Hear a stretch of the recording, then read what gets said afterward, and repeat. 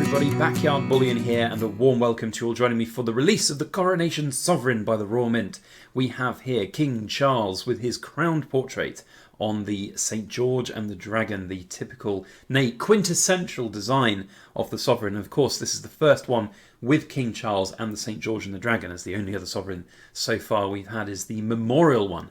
So the release has happened today. I want to go through the entire range so that we can see what's on offer, and I know a lot of people take a lot of stock in my own opinion on what I buy and what maybe they should buy. I don't necessarily think you should be following what people do and make your own decisions, but we can at least present all of the facts that are on here, and then if you missed it this morning you can go and have a look, because I do think that some of these coins will be available for a little while.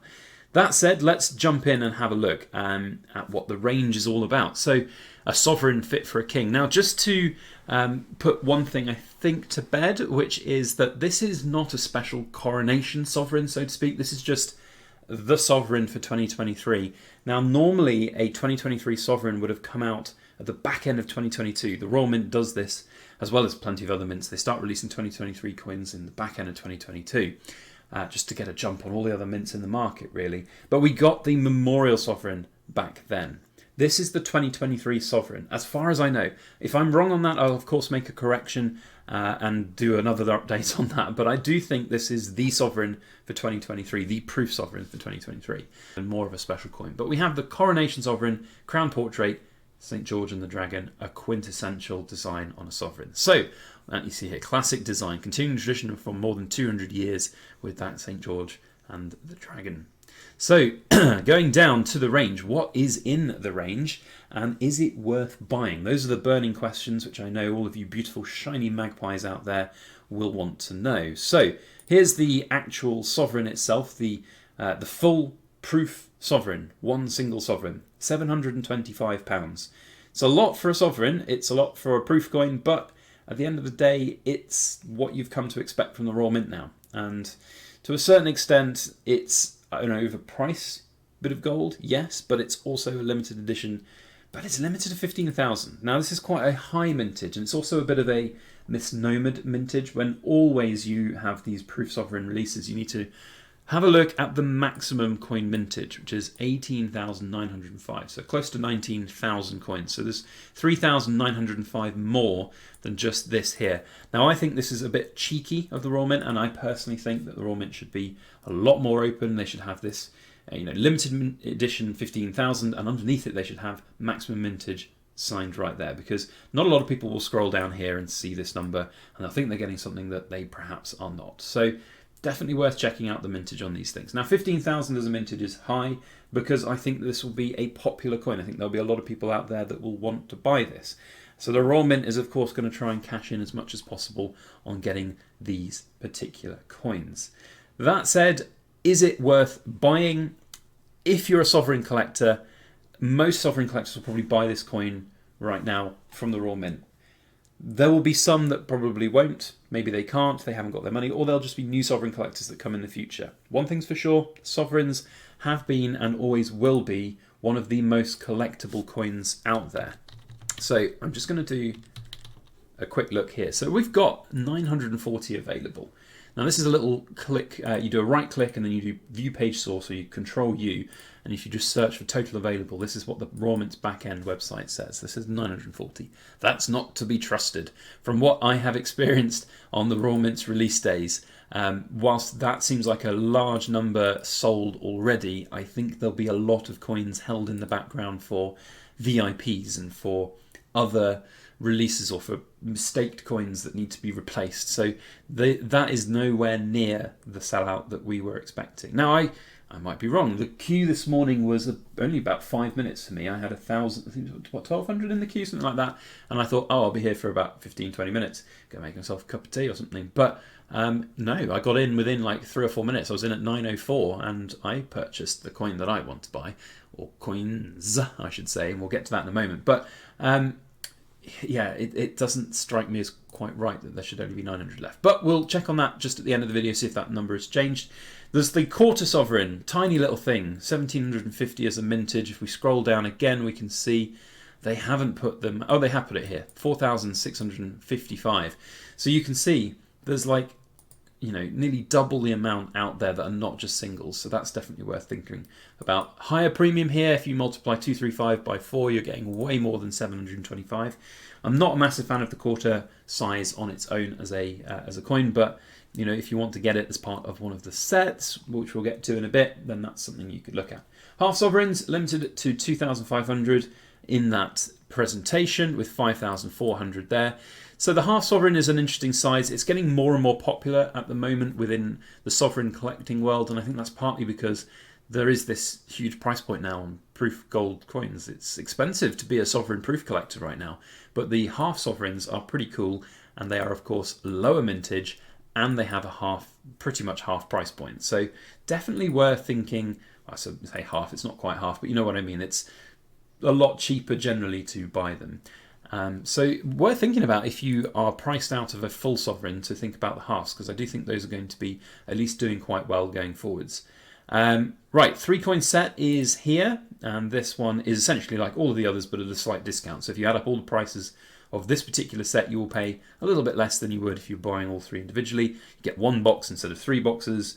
It is what it is. I mean, it's something, if you wanted to get that little range of coins, then that's, I think, a good idea to get. We've got here this one. I wouldn't recommend buying this one at all. This is a very expensive way to collect 3 sovereigns, and if you do the maths, you're basically buying, so this would be £700, then you've got like what, 1,200 for these 2 coins, so you're paying £600. £600 for a proof memorial sovereign and £600 for a regular bullion sovereign. That's not a great price. Don't buy that set, in my opinion. That is not something you should buy. 4-coin set, let's move on to that one. So this is one of the only ways that you can get the double sovereign. Now this is where we start to get into the range of super awesome cool coins, and the coins that serious sovereign collectors will look to buy. We don't have a maximum mintage declared in this section for these coins though, so we'll have to do a bit of manual maths on that. But double sovereign is a very popular one. It's a beautiful big coin, and it's certainly going to be sought after by a lot of those big collectors out there. Limited edition to 575. Don't be confused though, that does not mean there's only 575 of the doubles, because we've got 1,050 of the 5-coin sets here to look at. And this is, in my opinion, the bee's knees of all the coins, the 5 sovereign piece, the quintuple sovereign. And that's the one I've gone for, and it's a big old chunky price point, but I do think that this is worth it in that I don't think it will lose value. I think this set, just the 5 quintuple piece alone, will save this set. The double will do a lot of work there as well. I think the single and the half will probably hold their own weight into the future too, but these 2 here have the most potential to make a little bit of profit on this set if you're looking to make money.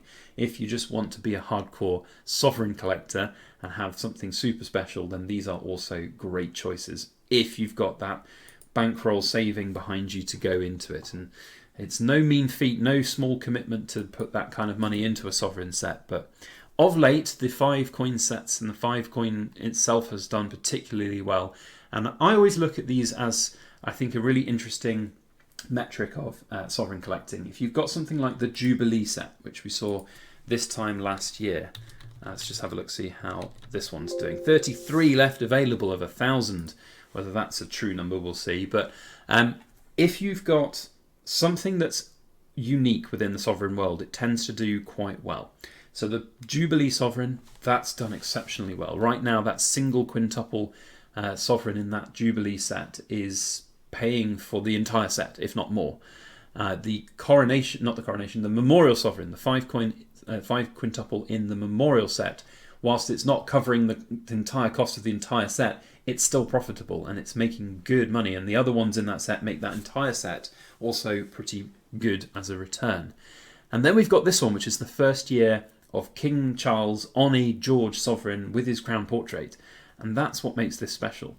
Will I be buying the 2024 sovereign that doesn't have anything special about it? Probably not. I'll skip that one. But these ones, in my opinion, are at least worth a punt on having some extra value attributed to them over time. Whether it will or not, I don't know. Right, let's check back in on this sovereign and see how many are left for sale. I can't remember what the number was. It 904, and a lot of you are probably shouting at me in the comments. There we go. 904 down to 867. So in the sort of 4 or 5 minutes that I've been rambling on about these coins, some have sold, but I don't think that's the true number of coins that are total available right now on the Royal Mint's website. I think that there'll be more. I think they'll be in stock for a while. There's a high mintage on these, and that's what's going to put a lot of people off. If this had a mintage of half this, it would all be sold out by now. I think a lot of people would have really clamoured to get there.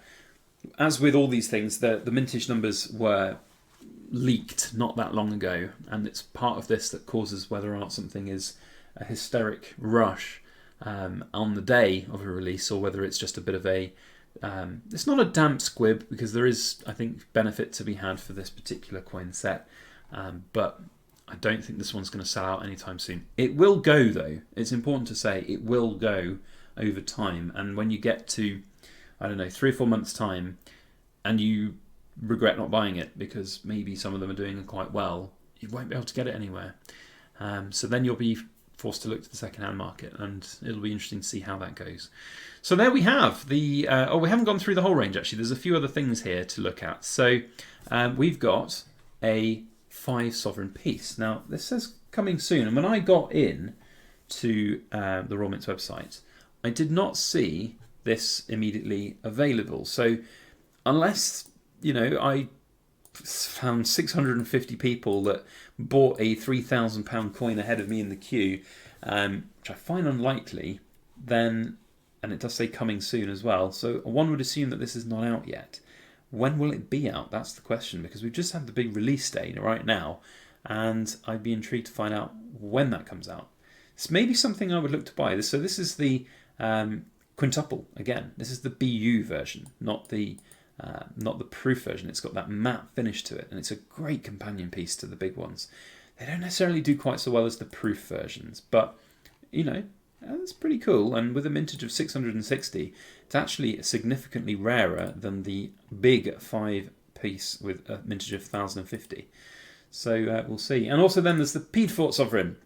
Now I'm not really a massive fan of the Piedforts. There we go, coming in July 2023. Did it say that on the 5 coin or the 5 set? It did. I must have missed that. I do apologise. I'm sure a lot of you were shouting at me through the screen. But yeah, so coming in July for those. Now, I'm not a massive fan of the Piedfort because it's double thickness, and you don't really get to appreciate it. It's basically a sovereign when it's in its display holder, and then you have to take it out and have a look at it, and not really too bothered about it. But it is a lot lower of a mintage coin, that's for sure. So some people like them. I'm not a massive fan of them myself, but I probably won't be buying it. So generally, what are my thoughts? Well, I think this is the set to buy if you are a serious punt on winning, if you want to get a good potential return. The 5 and the 2 are the key coins. I think if you want to have something that's pretty cool, with the King's portrait on the first one of King Charles with St. George on the dragon, then this is a great little pickup to have. Would I buy one if I wasn't buying the 5 coin set? If the 5 coin set was out of stock, I probably would go for the 4 coin set. If the 4 coin set was out of stock, I'd probably get one of these just to have. If I couldn't stretch the budget to have the 4 and the 5 coin sets, then maybe I'd get one of these just to have in that collection. I don't think you can go much far wrong with it. But that said, it's not financial advice I'm giving, it's just my own personal opinion. The quarter I'd definitely give a skip. I think it's just too small. It's not really going to be potentially getting a lot of return. The half is a good potential bet as well. Definitely give this one a skip, this £600 bullion grade sovereign from 1958 and the big expensive box that you're paying for. Not a good product in my opinion. Very happy to give praise where praise is due on the Royal Mint, but this just does not, it's not good at all. It's just, yeah, anyway. The Memorial Sovereign's good and this coin's good. Just go and buy them and go onto most forums and dealers' websites and buy yourself a nice 1958 sovereign for 400 quid. That's my thoughts on that. Yeah, all right. There we go. That's my thoughts and opinions on the Coronation coin set. Let me know what you have ordered if you've ordered something. Let me know if you're giving it a skip. It would be great to hear from you down in that comment section. If you've enjoyed this video and what we're doing here on the channel, then hit the thumbs up button, especially if you're in that super cool kids club, the Backyard Bullion Ramblers. Otherwise, subscribe for more if you want. Thanks for watching. We'll see you next time.